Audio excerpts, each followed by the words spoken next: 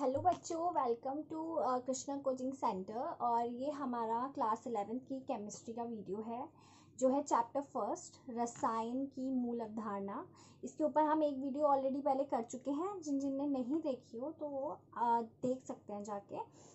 तो बच्चों, इसमें हमने जो हमारी रिएक्शन को करने के, किसी भी अभिक्रिया को करने के नियम होते हैं हम वो पढ़ रहे थे, जिसमें से हम 2 कर चुके थे। ये 5 नियम होते हैं जिसमें हम द्रव्यमान संरक्षण का नियम और स्थिर अनुपात का नियम ऑलरेडी कर चुके हैं। और ये हमारा तीसरा नियम है जो है गुणित अनुपात का नियम, और ये नियम डाल्टन ने दिया था।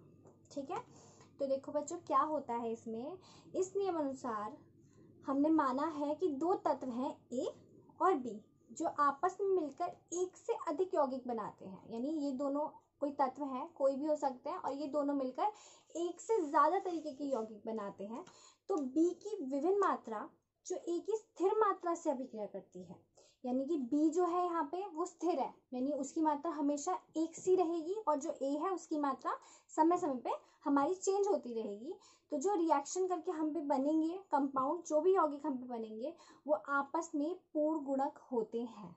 ठीक है, इसको हम एक एग्जाम्पल देंगे और आपको ये एकदम समझ में आ जाएगा क्योंकि इसकी लैंग्वेज थोड़ी सी टिपिकल सी है। देखो बच्चों, जस्ट सपोज हमारे पास एक तत्व है कार्बन, ये कार्बन है, और दूसरा है हमारा ये ऑक्सीजन। ठीक है, अब हम कार्बन और ऑक्सीजन से क्या क्या बना सकते हैं। तो हमारे कार्बन और ऑक्सीजन से हमारे पास 2 कंपाउंड्स बन सकते हैं। एक है कार्बन मोनोऑक्साइड और दूसरा है कार्बन डाइऑक्साइड। तो देखो बच्चों, इसमें क्या हुआ कि हमने ए माना था कार्बन को, और जो बी है वो है हमारा ऑक्सीजन। ठीक है, तो ए जो है वो हम कांस्टेंट है, यहाँ पे भी कार्बन एक ही रहा और यहाँ पे भी हमारा कार्बन एक ही रहा। लेकिन अगर हम देखें तो ऑक्सीजन की मात्रा में कुछ चेंज हुआ है। यहाँ पे ऑक्सीजन की मात्रा सिर्फ एक थी, यानी एक ऑक्सीजन था, और यहाँ पे ऑक्सीजन हमारे 2 हो गए थे। तो यही हमारी डेफिनेशन में था कि ए जो है वो स्थिर रहेगा और बी की मात्रा हमारी चेंज होगी। तो अब देखो बच्चों कि इसमें अनुपात किस तरीके से होता है। अगर हम ऑक्सीजन का वो कार्बन के परमाणु भार की बात करें तो कार्बन का परमाणु भार होगा हमारा यहाँ पे 12, और ऑक्सीजन का हमारा कितना होगा 16, क्योंकि हमारा ऑक्सीजन का परमाणु भार 16 होता है। इसी तरीके से यहाँ पे कार्बन का कितना होगा 12, लेकिन ऑक्सीजन के यहाँ पे 2 अणु हैं हमारे पास, या 2 परमाणु हैं, तो वो क्या होगा हमारा 2 गुणा 16 यानी कि 12:32। तो यहाँ पे हमारी कार्बन की दोनों की मात्रा क्या है, स्थिर है, दोनों की 12-12 है, जबकि ऑक्सीजन की क्या है, एक जगह 16 है और दूसरी जगह हमारी 32 है। तो इन दोनों को स्थिर रखकर अगर हमें 16 और 32 का अनुपात निकालें तो आएगा 16 एकम 16, 16 दूनी 32, ये आएगा 1:2। यानी कि जब हमने एक एलिमेंट एक सा लिया, यानी कार्बन एक से, और ऑक्सीजन की मात्रा में हमने चेंज करा और फिर उनका अनुपात निकाला, तो वो हमारा एक सरल अनुपात था, सरल पूर्ण गुणित अनुपात। ठीक है, ये हमारा पूर्ण गुणित अनुपात था क्योंकि ये पूर्णांक है और ये एकदम सरल है, तो इसलिए इसे सरल गुणित अनुपात भी कहते हैं। तो अगर आपको इस एग्जाम्पल से ना समझ में आया तो हम एक छोटा सा एग्जाम्पल आपको और देते हैं, तो मे बी आपको समझ में आए। जैसे कि मान लीजिए हमने एक एलिमेंट लिया है नाइट्रोजन और दूसरी है हमारे पास ऑक्सीजन। यहाँ पे N2O एक यौगिक होता है हमारे पास और एक होती है NO2। ठीक है, ये दोनों अलग अलग गैसेस हैं, दोनों गैसेस हैं अलग अलग होती हैं। तो देखो बच्चों, हमारे पास नाइट्रोजन का जो परमाणु भार है वो कितना होता है 14, और ऑक्सीजन का कितना होता है 16। इसी तरीके से यहाँ पे भी नाइट्रोजन का 14 होता है, ऑक्सीजन का 16, लेकिन यहाँ नाइट्रोजन के कितने हैं, यहाँ नाइट्रोजन के कितने हैं, यहाँ नाइट्रोजन के हैं 2 और यहाँ और ऑक्सीजन 1 है, जबकि यहाँ पे इसका अपोजिट है। यहाँ पे क्या है, नाइट्रोजन के यहाँ पे 1 है और ऑक्सीजन के कितने हैं 2 है। तो 14 यहाँ पे हो गया ये 28 रेशो 16, और 14 यहाँ हो गया ये 32। ठीक है। अब बच्चों आप सोचोगे कि इस हमने इसमें बताया था कि एक का इसमें अनुपात बिल्कुल स्थिर रहता है, पर यहाँ पे ऐसा कुछ भी नहीं है, क्योंकि यहाँ 28 है, यहाँ 14, ये 16, ये 32। स्थिर तो इन दोनों में से किसी में नहीं है। तो ये अगर स्थिर नहीं है तो हमें इसे स्थिर करना पड़ेगा। तो देखो उसके लिए हम क्या करेंगे, उसके लिए हम ये तो ऐसे ही रहने देंगे, लेकिन इस 14 को हम 28 में बदल लेंगे। और उसमें 28 में बदलने के लिए हमें क्या करना पड़ेगा, इसकी 2 से गुणा करनी पड़ेगी। जब इसमें 2 से गुणा करी है तो इस 32 में भी 2 से हम गुणा करेंगे।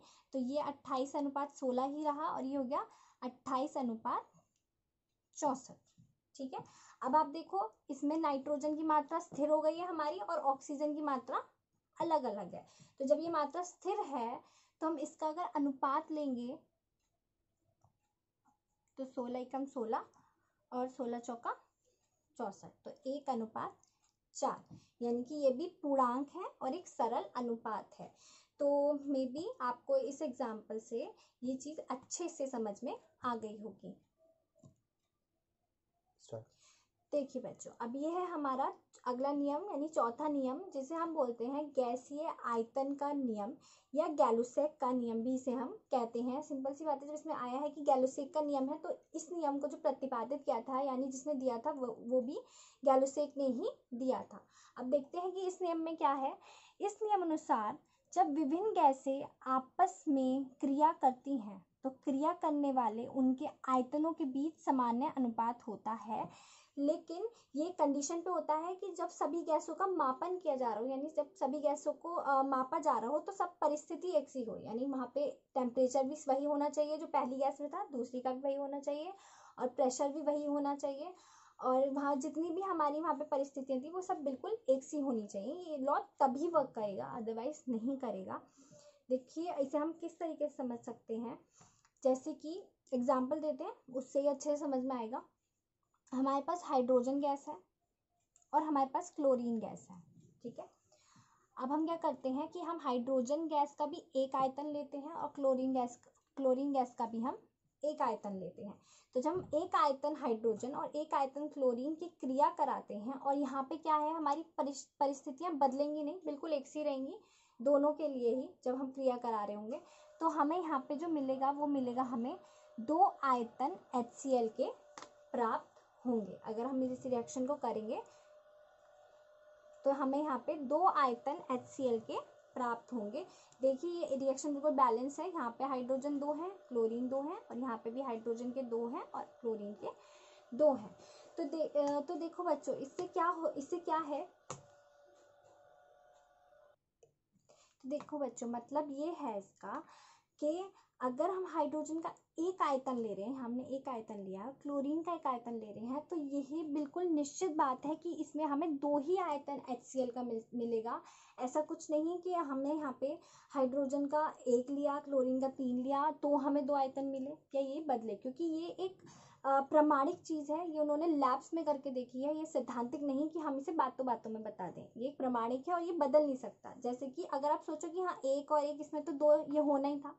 अगर हम और कुछ लें तो हम ये अमोनिया का एक एग्जाम्पल लेते हैं, बहुत फेमस रिएक्शन है ये, कि इसमें नाइट्रोजन का हमारे पास 1 आयतन रहेगा और हाइड्रोजन के हमारे पास 3 आयतन रहेंगे, और जो हमें मिलेगी वो मिलेंगे हमें 2 आयतन NH3 के मिलेंगे, यानी अमोनिया गैस के हमें 2 आयतन मिलेंगे। कब, जब हम नाइट्रोजन का 1 लेंगे और हाइड्रोजन के 3 लेंगे। अगर आप इस अनुपात के, यानी इस आयतनिक अनुपात के अलावा कोई भी अनुपात लेंगे तो ये रिएक्शन किसी भी कीमत पर नहीं हो सकती, यानी कि आपको अमोनिया नहीं प्राप्त हो सकती। यानी कि यहाँ पे डेफिनेट है कि इसका 1 ही आयतन, इसका 3 ही आयतन लेंगे तभी हमें 2 आयतन अमोनिया गैस प्राप्त हो सकती है, अन्यथा हमें ये गैस यहाँ पे प्राप्त नहीं होगी। इसका मतलब कि ये चीज़ निश्चित होती है, और इसके बीच में अनुपात तय होता है कि 1:3 ही होना चाहिए था, यहाँ 1:1 ही होना चाहिए था, तभी हमें ये दोनों चीज़ें प्राप्त हो सकती थी, अन्यथा नहीं। लेकिन एक कंडीशन हमें याद रखनी है कि इसमें जो भी हमारी गैसें हैं इनका मापन एक ही परिस्थिति में होना चाहिए, इनकी परिस्थिति बिल्कुल भी बदलनी नहीं चाहिए। अच्छा बच्चों देखिए, एक चीज़ में ध्यान रखने वाली है कि मैंने ये आयतन यहाँ दिखाने के लिए एक और एक लिख दिया था, ये सिर्फ आपको समझाने के लिए लिखा था। असल में हम ये एक नहीं दिखाते हैं, जैसे कि मैथ्स में होता है कि एक होता है लेकिन वो हमें दिखाई नहीं देता। यहाँ 3 है, आप वो लिख के दिखाएंगे लेकिन एक नहीं। जैसे कि अगर रिएक्शन करेंगे तो N2 + 3H2 होगी, यहाँ एक नहीं लिखा जाने वाला है और 2NH3 होगी। ये मत समझिएगा कि हाँ ये एक लिखना ही होता है, क्योंकि ये नहीं दिखाते हम कभी भी, क्योंकि ये चीज़ होती है कि सबको पता होती है कि एक साथ में होगा ही होगा वहाँ पे। ठीक है, अब हम अपने अगले लॉ की तरफ बढ़ते हैं, जो है हमारा 5वां, और वो है एवोगाड्रो संकल्पना। ये लॉ हमें एवोगाड्रो ने ही दिया था। तो देखो बच्चों, इस लॉ में क्या होता है, ताप व दाब की समान परिस्थितियों में गैसों के समान आयतन में परमाणुओं की संख्या समान होनी चाहिए। ये बात एवोगाड्रो ने कही थी कि जब ताप और दाब अगर समान है, यानी जो टेम्परेचर है और प्रेशर है अगर वो कांस्टेंट रखा गया है, यानी बदला नहीं गया, तो गैसों के समान आयतन और गैस के जो वॉल्यूम है यानी आयतन है, जितना हमने गैस लिया है वो भी बराबर है, तो उनमें परमाणुओं की संख्या समान ही रहेगी, चाहे वो कोई सी भी गैस हो। जैसे कि मान लीजिए हमारे पास एक कंटेनर है, 2 कंटेनर है, एक ये और एक ये। इसमें हमने हाइड्रोजन गैस ली है और इसमें हमने ऑक्सीजन गैस ली है। ठीक है, देखिए इस पे भी हमने क्या करा है, इस पे भी हमारा जो टेम्परेचर है वो 300 डिग्री है और इस पे भी 300 डिग्री है, और इस पे जो प्रेशर है वो 200 एटमॉस्फेयर का है और इस पे भी 200 एटमॉस्फेयर का है। यानी कि ये प्रेशर का मात्रक होता है, यही नहीं और भी होते हैं पर मोस्टली हम इसी में नापते हैं। तो देखो बच्चों, इसमें टेम्परेचर भी दोनों में एक सा है और प्रेशर भी बिल्कुल एक सा है, दोनों में चेंज नहीं हुआ। और हमने कहा कि ये जो बर्तन है इसका आयतन 100 ml है, यानी इसमें 100 ml गैस आ सकती है और इस वाले में भी 100 ml गैस आ सकती है। तो इसमें जो गैस होंगी दोनों में, इसमें हाइड्रोजन 100 ml है, इसमें ऑक्सीजन 100 ml है और दोनों के टेम्परेचर और प्रेशर बिल्कुल एक से हैं। तो इसमें जो हमारे पास परमाणुओं की संख्या होगी, यानी जो इस गैस के परमाणु होंगे और इस गैस के परमाणु होंगे, वो दोनों बिल्कुल एक सी ही होनी चाहिए, वो अलग बिल्कुल भी नहीं होगी। क्योंकि अगर टेम्परेचर, प्रेशर और आयतन तीनों चीज़ें बिल्कुल कांस्टेंट है तो परमाणुओं की संख्या में कोई अंतर नहीं आता, भले से वो गैस चेंज हो। ज़रूरी नहीं इन दोनों में ही हम, अगर एक कंटेनर में हम नाइट्रोजन ले लें और दूसरे में हम ऑक्सीजन ले लें तो भी यही बात होगी। इनका टेम्परेचर मान लो 400 था, इसका भी 400 था और इसका 200 ATM ही था इसका प्रेशर, और इसका भी 200 ATM ही था, और आयतन इनके, इसका 50 ml था और इसका भी 50 ml था हमारे पास आयतन। तो इनमें भी नाइट्रोजन के जो परमाणुओं की संख्या होगी इस समय, वो बिल्कुल ऑक्सीजन के परमाणुओं की संख्या के बराबर ही होगी। ये दोनों गैसें अलग हैं लेकिन इनमें परमाणु बिल्कुल समान होंगे। यही एवोगाड्रो का नियम है, उन्होंने यही बात बोली थी कि अगर ताप और दाब समान हो तो भले कोई सी भी गैसें हो और उनका आयतन समान हो तो उनमें जो परमाणुओं की संख्या होती है वो बिल्कुल एक सी होती है। होप सो कि आपको ये अच्छे से समझ में आ गया होगा। तो यहाँ पे हमारे जितने लॉस थे रिएक्शंस को क्रिएट करने के, रिएक्शंस को करने के, वो सब हमारे 5 लॉ पूरे हो चुके हैं। इसके अलावा एक लॉ और है जो हम नेक्स्ट वीडियो में आपके साथ शेयर करेंगे। देखिए बच्चों, जैसे कि मैंने बताया कि ये जो हमारे लॉस थे जो हमारी रिएक्शन बनाने के लिए इम्पोर्टेंट थे वो हमारे 5 थे और फिनिश हो चुके हैं। लेकिन एक हमारे पास एक लॉ और है अलग से, जो कि अब एनसीईआरटी में नहीं है। ये पहले बुक्स में हुआ करता था और इन्हीं में इंक्लूडेड होता था, लेकिन अब ये एनसीईआरटी इसे प्रेफर नहीं करती है, एनसीईआरटी इसे इन नियमों में 5 में नहीं रखती है। तो इसे हम एक अलग नियम की तरह आपको पढ़ाते हैं क्योंकि ये बहुत ही इम्पोर्टेंट नियम में से एक है। तो देखो बच्चों, ये है व्युत्क्रम अनुपात का नियम। इस नियम में क्या है, यदि 2 अथवा अधिक तत्व, यानी कोई 2 तत्व या 2 से ज्यादा तत्व अलग तीसरे तत्व की स्थिर मात्रा के साथ क्रिया करते हैं, किसी तीसरे तत्व के साथ रिएक्ट करें, तो इन तत्वों की आपस में क्रिया करने वाली मात्राओं के बीच भी पूर्ण अनुपात होता है। देखो ये ऐसे पढ़ने पे बहुत ही आपको एकदम कंफ्यूजन क्रिएट करी होगी कि पता नहीं एकदम से क्या कह दिया। हम इसे एक एग्जाम्पल के जरिए समझाते हैं छोटे से।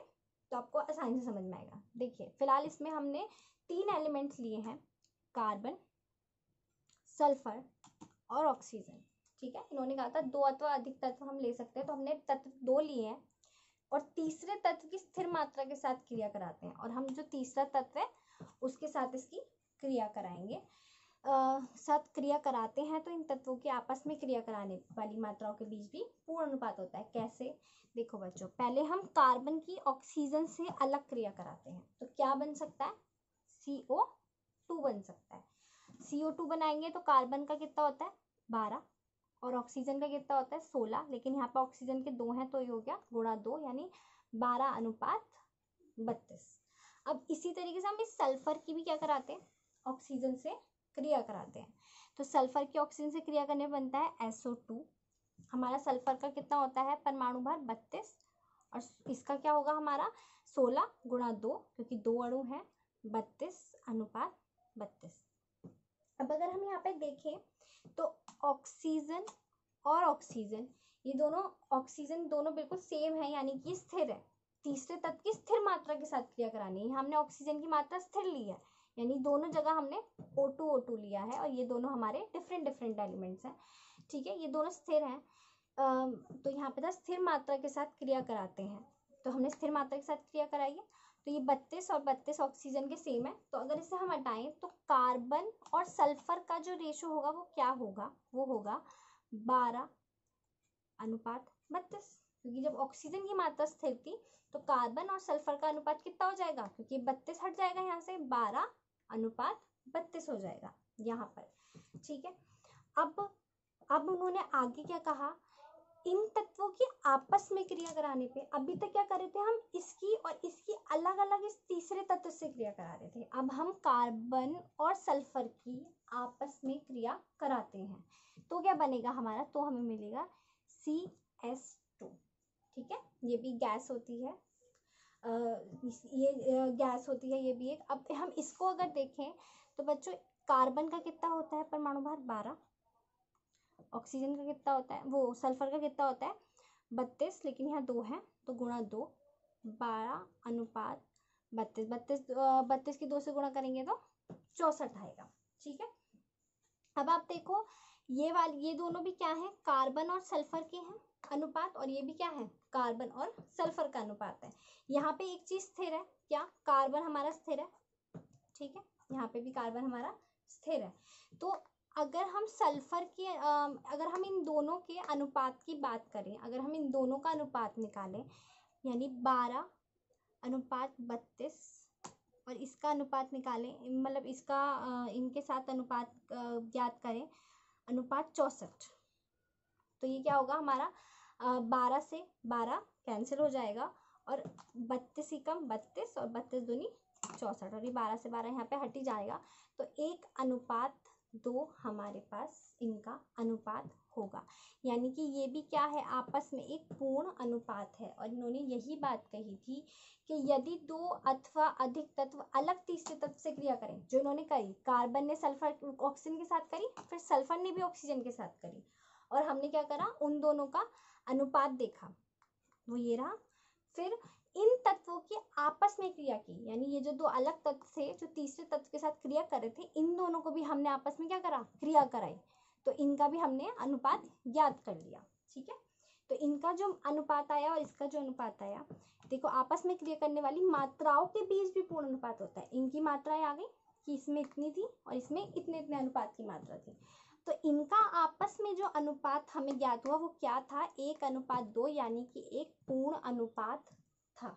ये बात यहाँ पे हमारी इससे बिल्कुल प्रूफ हो चुकी है। तो मे बी आपको ये चीज़ अच्छे समझ में आ गई हो, नहीं समझ में आई हो तो आप कमेंट बॉक्स में हमें कमेंट करके अपनी सजेशंस दे सकते हैं या आप बता सकते हैं। और बच्चों, एंड में आपके लिए कुछ क्वेश्चन है। अभी इसमें न्यूमेरिकल बेस हमारे आए नहीं है, तो मैं आपसे जनरली क्वेश्चंस पूछ लेती हूँ। बताइए, ऐसा कौन सा नियम है जिसमें ताप तथा दाब को कांस्टेंट यानी स्थिर रखा जाता है।